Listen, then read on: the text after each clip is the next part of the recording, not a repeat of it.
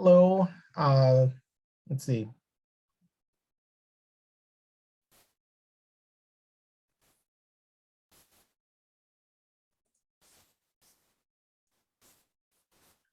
Hello, we're just gonna give everybody a couple of minutes and then we'll start off with the program.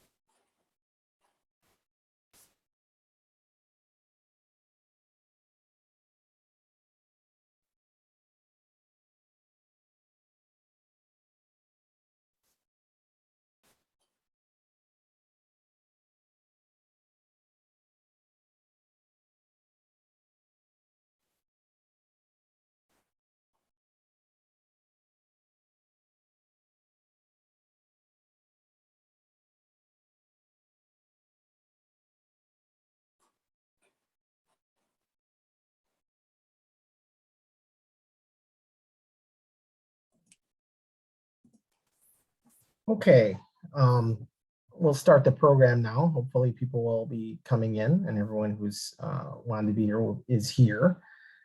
Just like to welcome you to the Multi-Public Library program on what is cryptocurrency.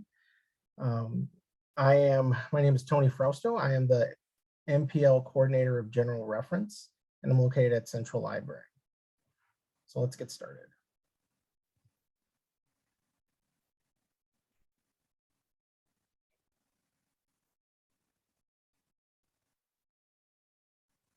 Okay, now just to give you an overview, this is a real basic picture of the cryptocurrency space. The cryptocurrency space is very large and has a lot of different areas, but what we would like you to come away from this program is learning about the beginnings of crypto, the basic structure of the blockchain, which is the backbone of cryptocurrency. I will be focused mostly on Bitcoin. It is the first and by far the largest cryptocurrency. And we'll talk about other cryptocurrencies a little bit also in the program.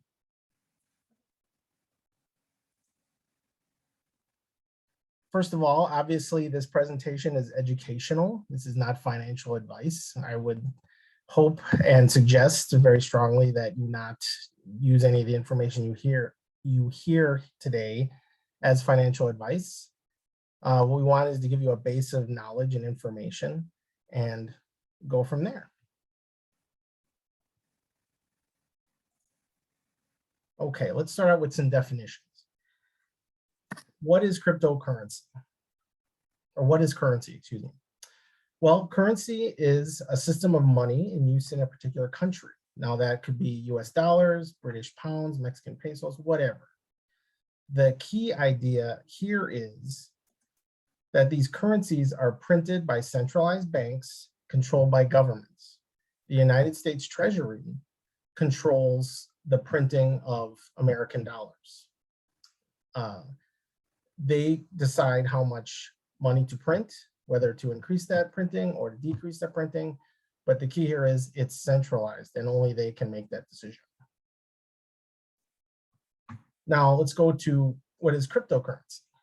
It's a digital or virtual currency, which is secured by cryptography.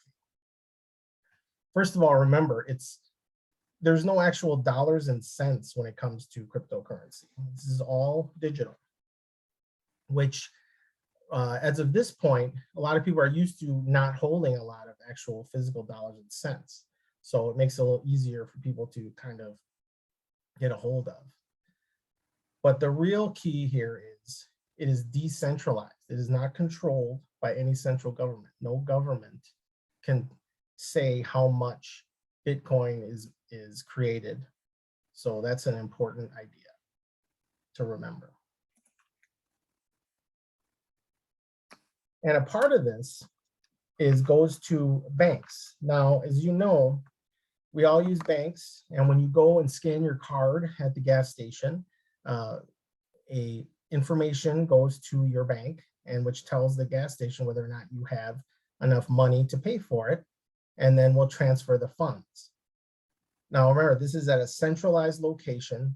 The bank has one computer, as a central location of their computers, and we'll see later on that this centralized system is a way that cryptocurrency wants to get away from. Now, why do you say, why do people want to get away from centralized systems? Well, we go back to the financial crisis of 2007 and 8. Now, this was a very serious financial crisis. And as if you can remember, there were predatory lending, excessive risk-taking by global financial institutions, and the bursting of the United States housing bubble culminated into a almost collapse of the entire global financial system. Now, this resulted in millions of lost jobs and millions of home foreclosures. Now, out of this came a growing resentment towards centralized institutions such as banks and the centralized governments who printed the money to bail out these failing institutions. So out of this, in 2008, Satoshi Nakamoto posts what's called a white paper to a computer message board. Now, before we get too much into what was posted, let's just go take a second and talk about Satoshi. Who is Satoshi Nakamoto? Obviously, that is a pseudonym. Satoshi has remained anonymous, and no one has ever been able to figure out who it was. We don't know if it's a man, a woman, a group of people. Satoshi just posted to this message board.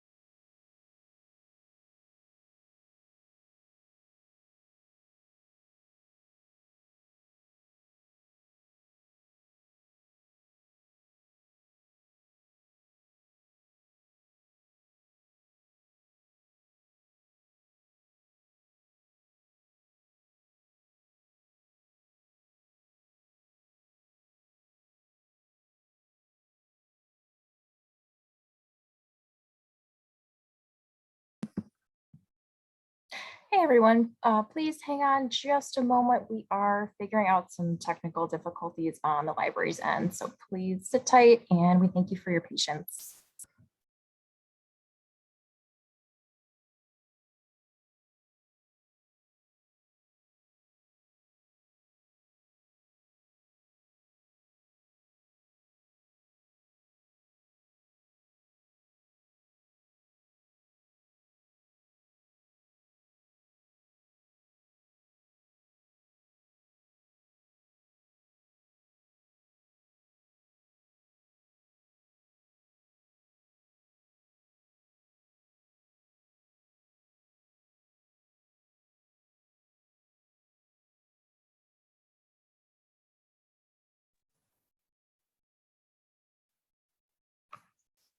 Okay, let's go back.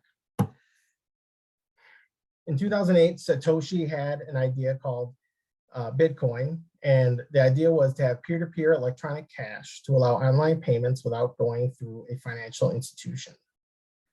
Now, there was, in the late 90s, something called electronic gold, which tried to do the same thing, but the problem was there was too much mismanagement and fraud because there was no way. Hold on a second, I might be having some technical problems here.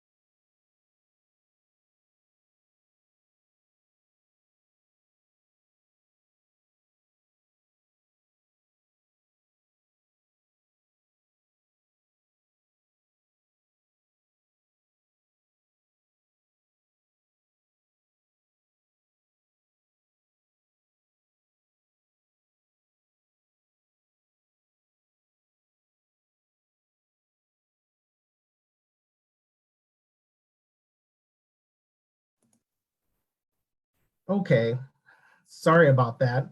I guess it's in 2020, we all have technical issues with our Zoom. I'm gonna have Brittany just fast forward the PowerPoint. Let's go to number 12. Okay, we talked about Satoshi Nakamoto and his idea about having a peer-to-peer way to send cash between two people without having a central authority is really important. And how do they do that securely? Well, that starts off with the blockchain. That is the real discovery of cryptocurrency and the real strength of cryptocurrency.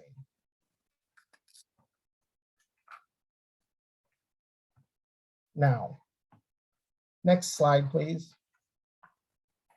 Okay, at its core, a blockchain is a database. And just like any other database, it stores data. What kind of data? Next slide, please. Well, these are some examples of data stored on a blockchain, this case being the Bitcoin blockchain. Wallet addresses, transaction history, the sending and receiving of cryptocurrency, various fees, various rewards, other types of data. Next slide, please. Okay, so what makes a blockchain different from a normal database? Well, this is what the real strength of the blockchain. The blockchain database stores data on a ledger. The ledger is a string of blocks chained together, hence the name blockchain. Now for Bitcoin's blockchain, and this is what we're looking at right here, Bitcoin's blockchain has what's called 10-minute block times. Every 10 minutes, a new block is added to the Bitcoin blockchain or ledger. In other words, 10 minutes worth of data is added to the blockchain every 10 minutes. Now, blocks are added to the blockchain after the network reaches majority consensus on the new data. What that means is after they all agree that the data you're putting on it is correct, then it gets put on the blockchain. Now, we'll talk about how that happens in a second. But for now, just understand that every 10 minutes, transactions in the blockchain are confirmed and bundled together into a block and then added onto the blockchain. Now, this creates a ledger going back to the first ever Bitcoin transaction. And another thing about the blockchain is it's open. You can go online to blockchain.com, explore, and you can look at all of this data from the last 10 minutes until all the way back to the first block, which was mined in 2010. It's called the Genesis block. This is all open. You see every transaction. You see it all. That's very important for the blockchain. It's an open ledger. And another important part of this is all of that data on there, once it gets put on the blockchain, it cannot be changed. Next slide, please. Oh, wait a minute, go back to the other slide, please. Went too fast. Okay, every block on the blockchain is cryptographically linked to another, okay? Each of these, when we go forward, we're gonna talk about nodes, which in other words are miners. They validate these transactions and add new blocks to the blockchain. Now, data on this chain is immutable. It cannot be changed. Now, that's why the blockchain performs well in the context of decentralized networks. You can't go back and change items. If there is a centralized network, like a bank, anyone with admin rights to a centralized database can go in and update, edit, and delete data. Now, when we talk about this, we talk about nodes and we talk about miners. Next slide, please. Now, what is mining? How do we get these blocks in the blockchain in a way that people can trust that the information is correct? Well, that's called mining, and it's the process of validating transactions and recording them to the blockchain. Now, any user can connect their computer to the Bitcoin system as a node or a miner.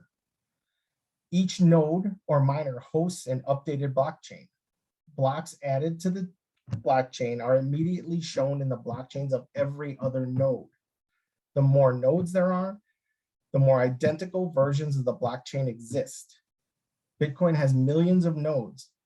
It will be very difficult to hack into that because, again, the more nodes there are, the more copies there are of the blockchain. So it'd be extremely difficult to change anything on that blockchain. There's just too many copies of it. It's too strong. Next slide, please. Now, how does this happen? It's called proof of work. Next slide, please. These nodes or miners, they have to prove they did the computer work to add to the blockchain. Next slide, please. Now, what happens is it's very simplified, but miners or nodes, they use computers to solve a very difficult cryptographic puzzle. It's a extremely difficult math equation that only powerful computers can solve. Now, when you put an item on the blockchain, somebody needs to validate that. Now, if you tried to send Bitcoin and there were no miners, your transaction would never get confirmed. It would just be stuck in a pending state. Next slide, please. Now, when you put something on the network, a transaction, all of these miners, they rush to try to validate these transactions and to solve the puzzle. Now, the first miner that solves that puzzle, they're rewarded with Bitcoin and are allowed to add that block of information to the blockchain. Now, because of this, we'll talk about this later, you need highly sophisticated, highly powerful computers to do this in the easiest way possible. The more powerful computer you have, the more likely you are to solve the equation. So that's why you'll see when Bitcoin first started, you could mine Bitcoin with just a regular computer. And actually you still can. You can even use your phone. But the problem is the odds of you solving the equation before these other people that have sophisticated, dedicated, what's called mining rigs, that's not as likely. Next slide, please.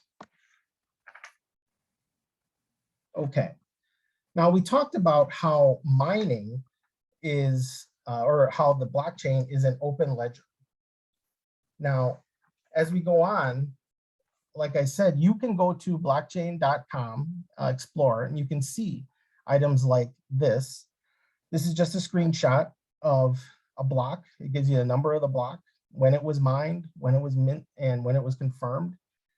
The key here is I want to show how much of a reward you get when you solve a block and put it on the blockchain. The reward for this, for when you do that, is 6.25 Bitcoin, which at this time, when this was done, was $254,000. So you see what the monetary reward is for doing this. That's why a lot of people, and actually a lot of companies now, are involved in Bitcoin mining. There are several very large billion-dollar companies that is their job, there's their dedicated job is to Bitcoin mine. Next slide, please. And another thing on the open blockchain, you can see all the transactions. I just did a screenshot of just various transactions that you can find. If you, let's say I sent some Bitcoin to somebody and I could go on the blockchain and I can view that exchange. What you would see is you would have a digital wallet, and obviously people shouldn't know what your digital wallet signature is. It's really just numbers and letters, very long. But you can go on there and look and see when it was confirmed and where it went. So that's another important part of the blockchain is it's open. Next slide, please. Okay. So right now we had, in 2008, Satoshi had his idea. They worked on the blockchain, and in 2010 they started mining Bitcoin. But at this time, it really is just an exercise in a theory. No one really knows, is this really work or not? No one, unless somebody actually wants to exchange your Bitcoin for something else, this is just that, it's just an exercise. Next slide, please. So the first use of Bitcoin, and I'm sure many of you probably heard this, in May 22nd, 2010, a computer programmer who actually worked on some of the programming with Satoshi, he put a message on a computer message board that said, I want, if someone could deliver him 2 pizzas, he'd give them 10,000 Bitcoin. And in 2010, each Bitcoin was worth 4,000th of a cent. So after a couple of days, someone took him up on his offer and delivered him 2 pizzas to his house, and he transferred 10,000 Bitcoin to this person. And that was the first transaction of cryptocurrency and Bitcoin. The first time a cryptocurrency was used to actually purchase something of value. And what is always funny about this is, you always think about, wow, that's a lot of Bitcoin. Next slide, please. And right now, 10,000 Bitcoin would be worth $400 million. So, but again, at this time in 2010, nobody really knew what Bitcoin could be. They had ideas what it could be, and they had hopes, but they never really thought where it would go. They did not know whether or not this would work or people would follow it. Okay, next slide, please. All right, where are we now? Fast forward to 2022. In 2010, somebody paid $41, 10,000 worth of Bitcoin for 2 pizzas. And in 2022, next slide, please. We have over 18,000 different cryptocurrencies. Now, I will say the vast majority of these cryptocurrencies are worth very little or nothing. And we'll talk about that in a little bit. That's part of the one of the issues with cryptocurrencies. But I just use this to show that it's grown from 1 to 18,000 in 12 years. Next slide, please. The space, the market cap of crypto right now, it's around $2 trillion. It fluctuates a little bit according to the market, but it's pretty much been that way for a little bit now. It's worth $2 trillion. Bitcoin itself, the market cap of Bitcoin is $820 billion. Next slide, please. We see how cryptocurrency is becoming mainstream because exchanges where you can go and buy cryptocurrency, not every crypto, but the big ones, you can go on these major exchanges, and we see they're big enough where they're spending millions of dollars on ads for the Super Bowl. Coinbase is a multi-billion company that's listed on a stock exchange. Crypto.com has serious big sponsorship deals with both the NBA and the UFC. FTX sponsors Major League Baseball. So as we see, cryptocurrency is definitely coming more mainstream. Next slide, please. Right here, we have the top 4 cryptocurrencies, and you see how much money their market cap is. Just show you this, just to show that these are some serious, there's serious money going into these. Each of these different types of cryptocurrencies, they all have different use cases. And if you go on in the cryptocurrency space, you'll understand that each of them, they want to solve different problems. And that's not saying they're all going to, or they're all going to be successful, but they are, as you can see, they have a lot of money backing them. So there's a lot of money in the space. Next slide, please. And just to show you about how much adoption, how far adoption has come, there's a Wall Street Journal survey of 300 institutional investors. Now, what are institutional investors? These are people that are hedge funds, mutual funds, endowments, billions of dollars worth of monies that they have to invest. 80% of them are now allowed to have some type of crypto exposure. 2 years ago, there's no way they were not buying crypto. They were staying away from it. But now you're seeing more and more at the request of their users that they are starting to become invested little by little in the crypto space. Next slide, please. Now, there are some companies that are so into the crypto space, especially, well, primarily Bitcoin, is that they have decided to purchase Bitcoin and put it on their books and use it as part of their financial portfolio. I just put a couple of them here. Tesla, they own 43,000 Bitcoin. Square, which is now called Block because they're very big in the blockchain space. They own Cash App along with other things, which in Cash App, you can purchase Bitcoin on Cash App. They own 8,000 Bitcoin. The big player in here is MicroStrategy. That's a business software company. They own 125,000 Bitcoin. Their CEO, Michael Saylor, is what's called a Bitcoin maxi. He believes in Bitcoin.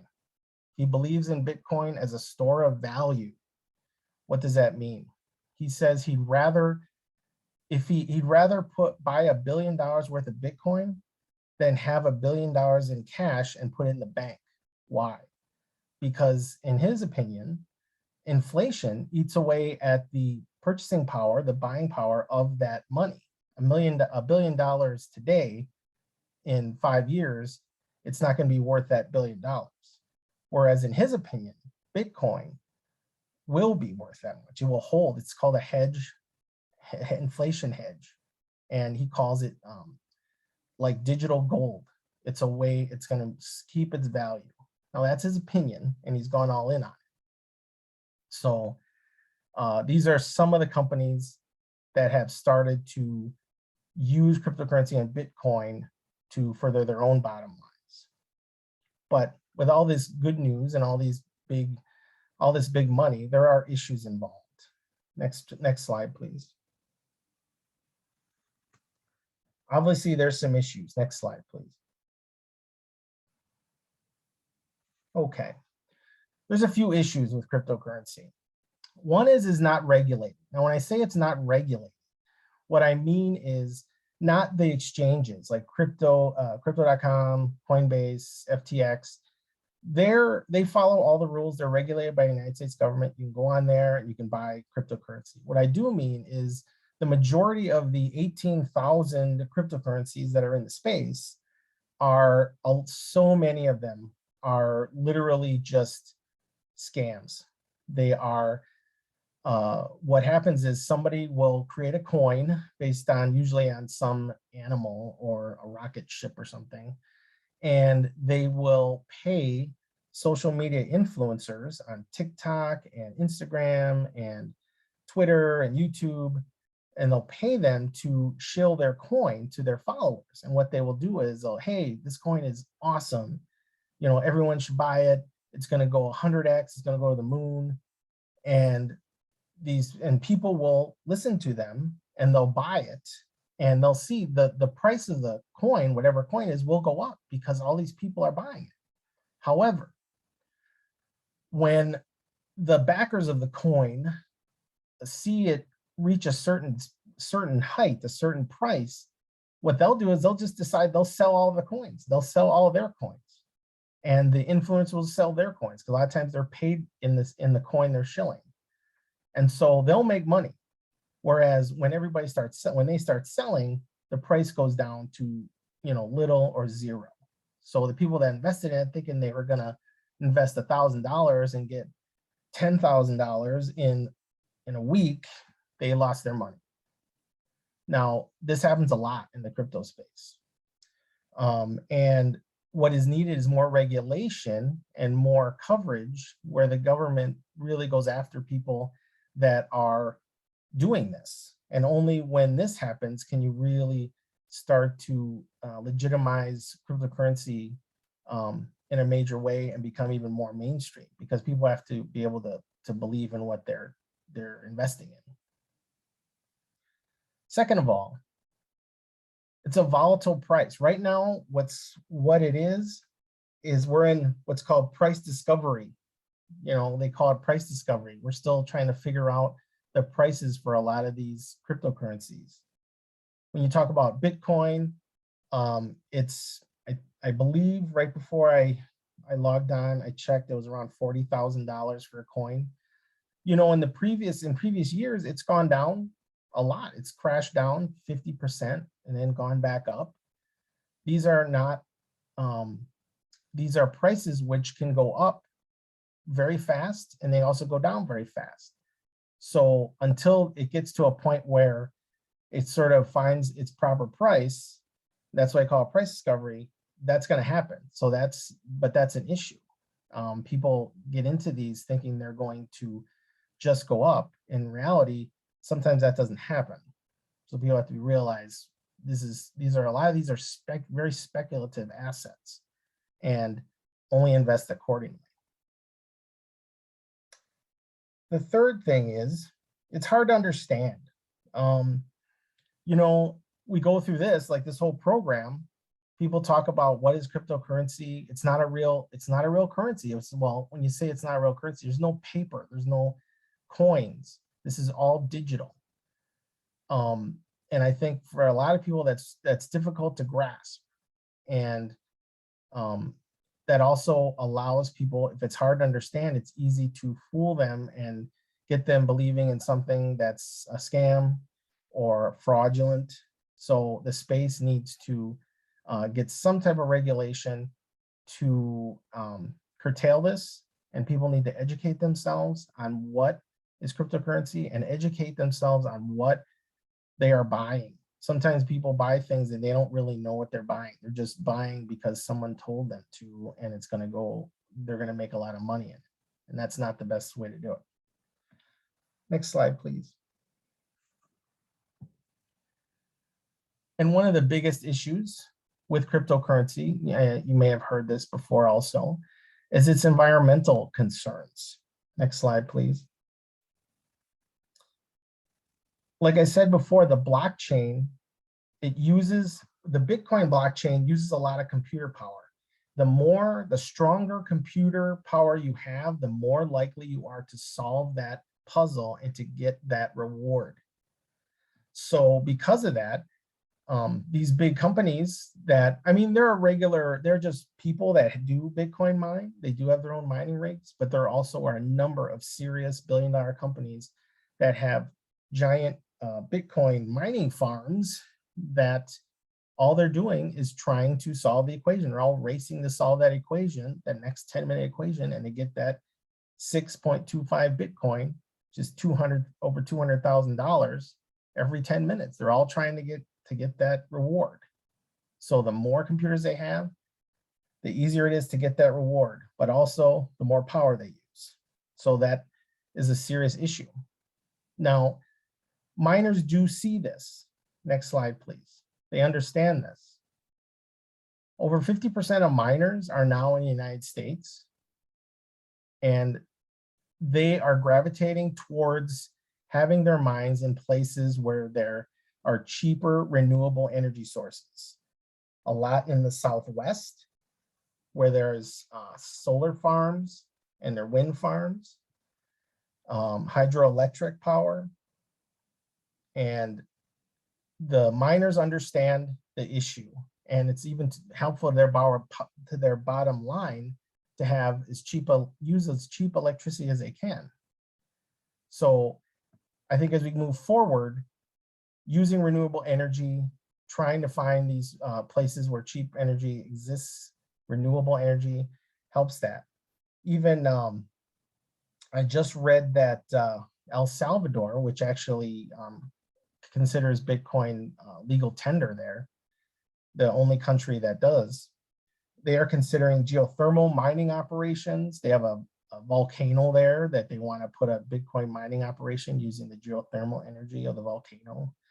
So going forward, hopefully that can be mitigated. Another solution to this is, next slide,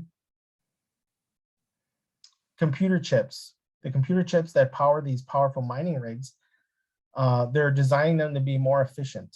So that also is something that can help in its environmental impact. And hopefully that will improve as time goes on in cryptocurrency mining operations. Next slide, please. The next issue about cryptocurrency and Bitcoin is criminal uses. When Bitcoin first started, it was used by a certain amount of criminal element that used its anonymity to, send money back and forth. They thought it was a way to do it undetected, and the authorities, they just didn't know what it was. And next slide, please. The problem is, as we go forward and it becomes more mainstream and more adopted, people understand what the blockchain is. And like I said, the blockchain is an open ledger.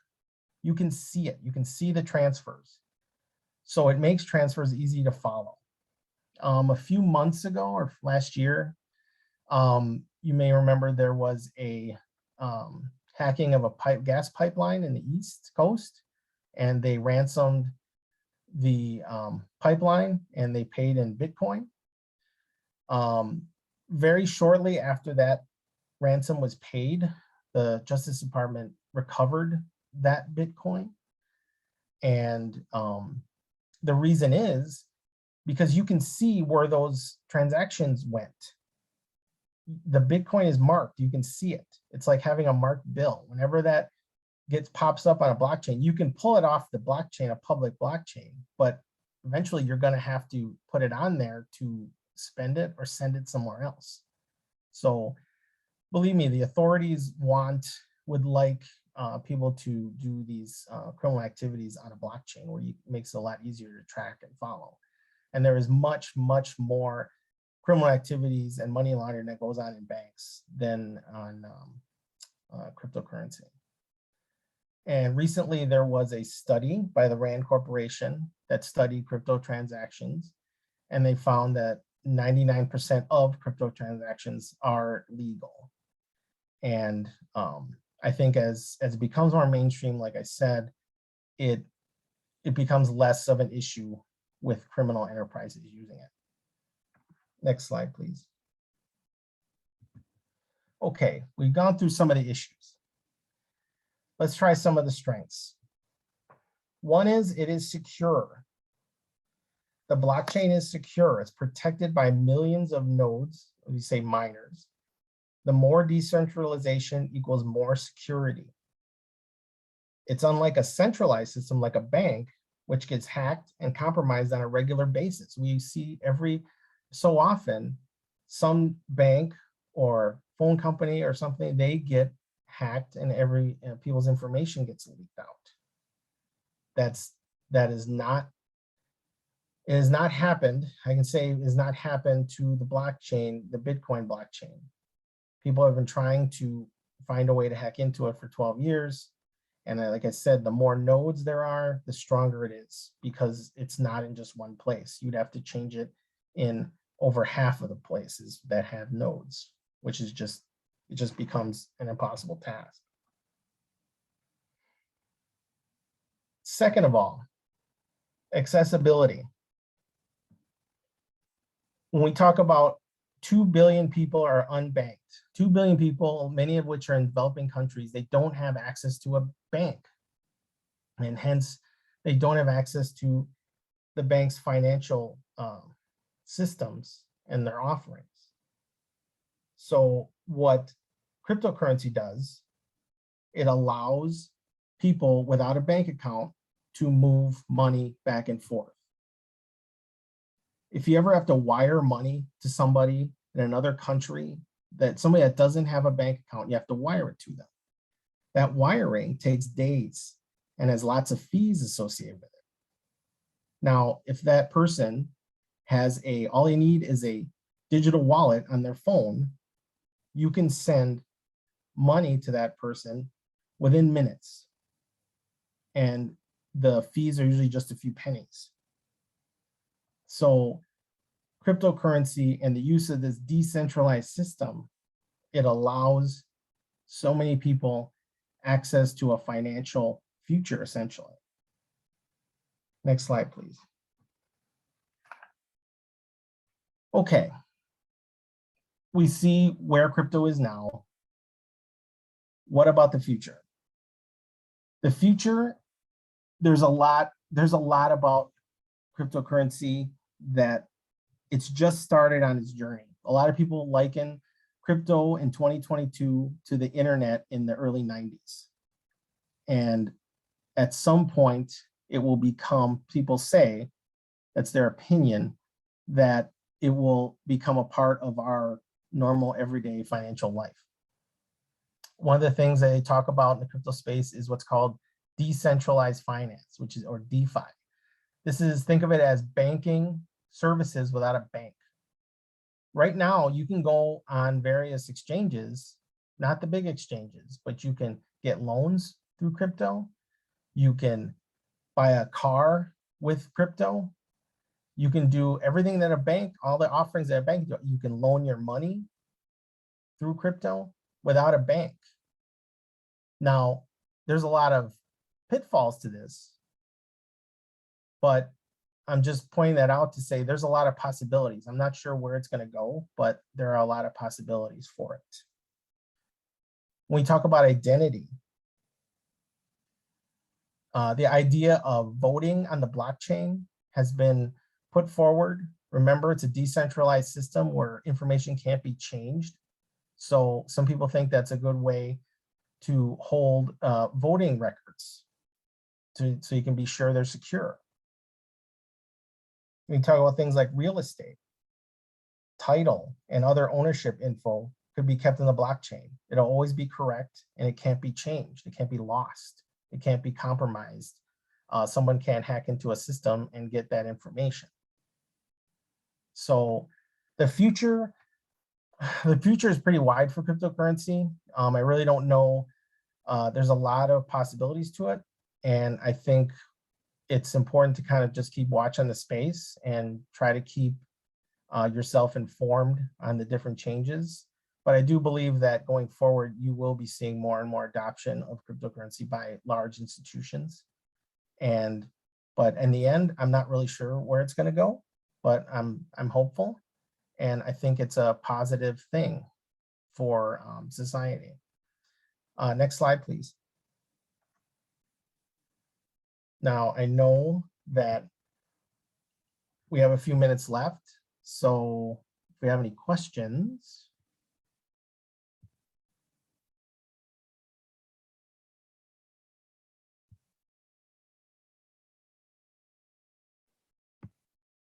So far, I'm not seeing anything in the Q&A or chat.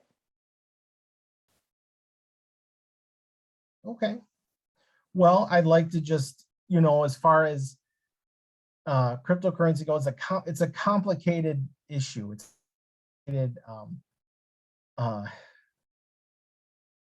a complicated financial issue. And like I said, there's a lot of fraud involved, but there's also a lot of actual usefulness involved too. So.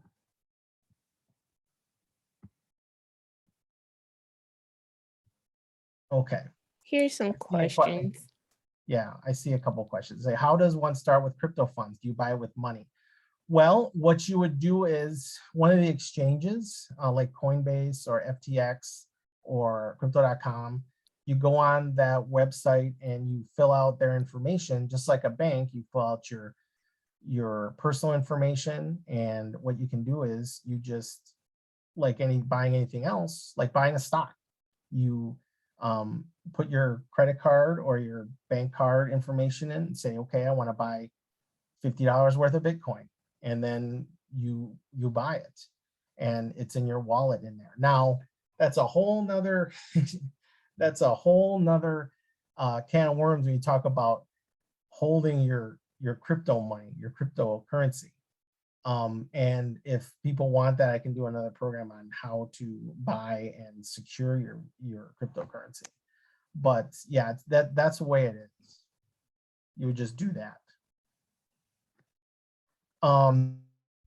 Crypto can be turned to cash, yes, because if you on those exchanges, say you go on an exchange and buy $100 worth of a cryptocurrency, and the next week or the next month or the next $100 worth of whatever cryptocurrency, it may be of higher value. Say it's worth $200.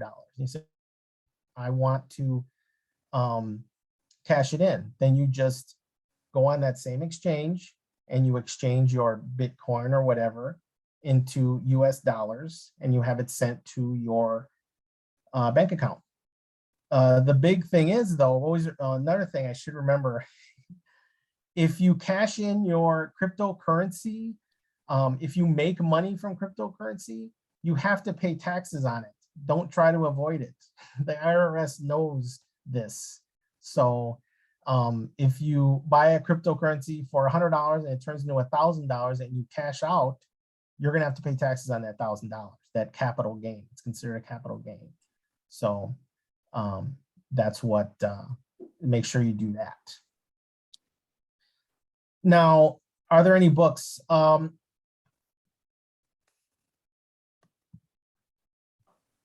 Well, the library does a number of pretty informative books. When they have, it's one of the For Dummies series. It's Crypto for Dummies. It's actually pretty good. It gives you a lot of information. It's actually a pretty big book, and it goes into a lot of the particulars, much more in depth than what I could do here. And you say earlier tonight you had some transmission problems. Would there be possible problems with crypto transactions if this happened? Well, I think you got to remember crypto transactions aren't centralized. If it was centralized, this is, you know, like we're talking to you through a central server, that causes a problem. But when you send your crypto transaction, it gets put into a pending area, and a lot of different nodes are trying to use your information, everybody else's information in that block, to get a block, solve the equation, and get that reward.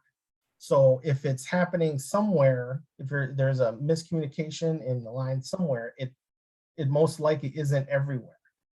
So you would still be okay.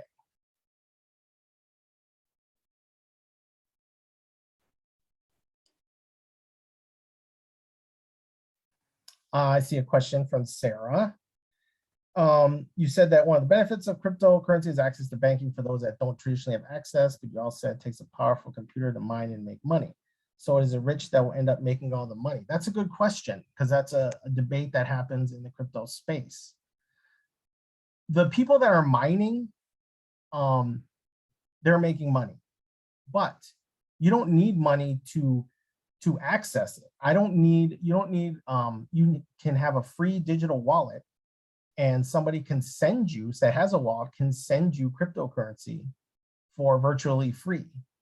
You don't need money to, or you don't need a powerful computer to use the cryptocurrency.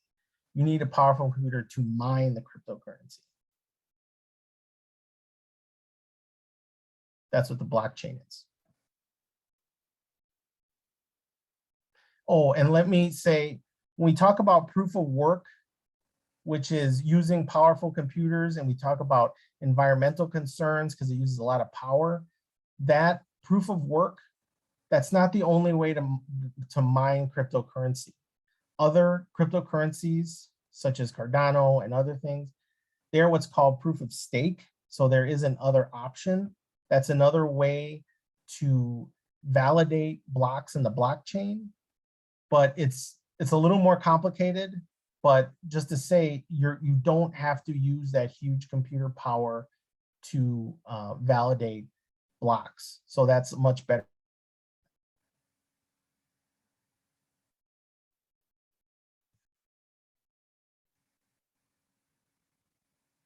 Oh, and also I had put in the chat a link to Satoshi's white paper if you want to look at it and see exactly what they wrote in 2008 as the basis for cryptocurrency. And as far as sources to trust, that's a good question, because there's so many sources. There's so much what I would call shilling for different types of cryptocurrencies. It's hard to know who's being honest. I don't want to give name people to go to, but I gravitate towards personal finance people that go a little bit into crypto, because what I believe is pretty soon cryptocurrency will be part of they'll be saying to put cryptocurrency as part of your financial portfolio. I'm not saying, yes, it should be 100% crypto. I think most people in a few years, they'll say that'll be a part of your portfolio, just like some stocks, some bonds, real estate, other things. It's part of your diversified portfolio.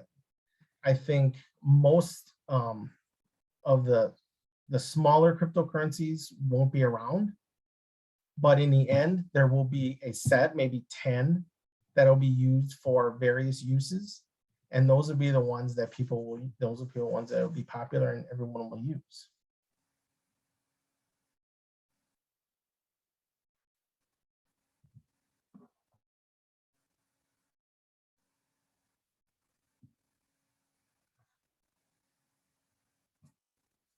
Okay, well, I just want to let everyone know I will follow up with this with my slides recording.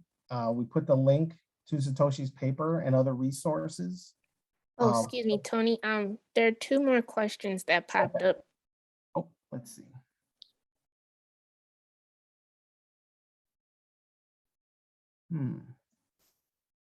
Could you read them out? Let's Oh, see. yeah. So one question is Venmo a type of cryptocurrency? No, Venmo is not. Venmo is oh, I see it. Venmo is just a cash handling application. You can send money to people, but you can also buy crypto on a lot of these, like PayPal. You can buy crypto from there, and you can buy crypto on Cash App. And last question I see is I've heard of people retiring based on their crypto holdings. How does that work exactly? Well, some people have made a lot of money with this, but again, these are people that they bought, like we said, they bought crypto Bitcoin when it was $100 or less, and now it's worth 40,000. So it's just like, I would like it viewed as everything else. It's an investment, and you can, if you have enough of it, you can invest it, you can keep it, and just like everything else, you cash it out little by little if you need money. So again, you can cash out cryptocurrency just like everything else. You just have to switch it for US dollars or whatever dollars you're using. So also, I just want everyone to check out mpl.org for more programming this month.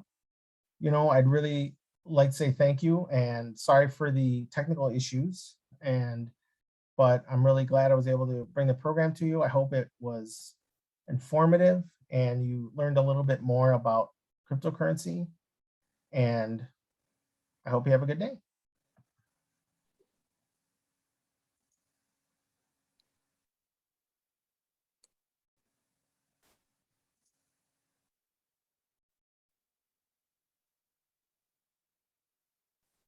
And you're welcome. Everyone said thanks.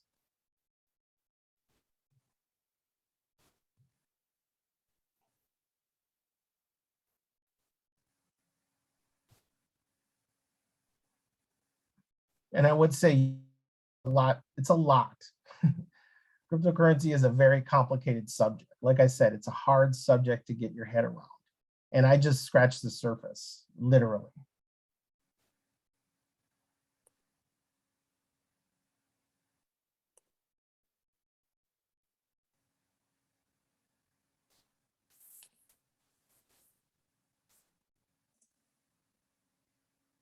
Okay. Have a good evening.